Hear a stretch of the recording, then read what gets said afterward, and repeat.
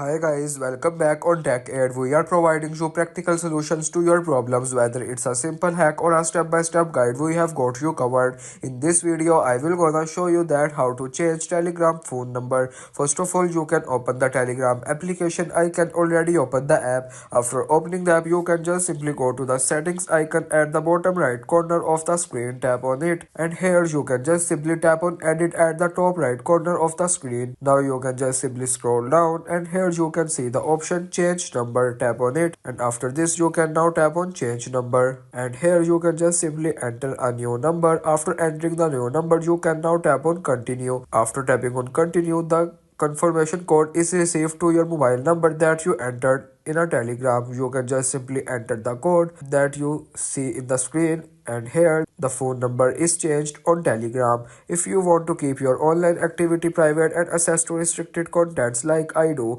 trying using a VPN. It's secure, easy to use, and makes a browsing safer. The link to buy is in the description below. If this tutorial helped, don't forget to like the video and subscribe for more practical solutions. Got questions or need extra help, drop a comment below and we will be happy to assist. See you in the next one. Thanks for watching.